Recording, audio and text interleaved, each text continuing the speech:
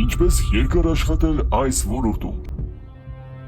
Շատերը կրիմինալ աշխարհ մտնելուց առաջ երկար չեն մտածում, նայում են միայն գումարին, իրենց թվում է, որ հեսա մտնեն, մի քանի օրում փող կհավաքեն ու վերջ, էլ պետք չի գա աշխատել, սակայն իրականում ամեն բան այլ կերպ է։ Իմ 6 տարվա փորձը այս ոլորտում ցույց է տվել, որ առանց խորը հասկանալու ու երկարաժամկետ մտածելու ուղղակի աշխատել չի կարելի։ Այստեղ ամեն քայլ վտանգված է, իսկ եթե դու չես հասկանում ինչ ես անում, ուր ես գնում կամ ում հետ ես շփվում, դու արդեն խոցելի ես։ Այս ոլորտ մտնելուց առաջ պետք է իմանալ, որ եթե անում ես օրենքից դուրս քայլ, դա պետք է իմանաս միայն դու եւ նա, ում հետ անում ես։ Դա պետք է լինի շատ նեղ շրջանակ։ Ճակատագրական սխալներից մեկը հենց սա է՝ խոսել ավելին, քան պետք է։ Այսօր գնորդների կերպարը շատ է փոխվել։ Սովորական գնորդների անվան տակ հաճախ գործում են աղջիկների պրոֆիլներով ֆեյք հաշիվներ։ Շատերը հրապուրվում են, մտածում գեղեցիկ աղջիկ է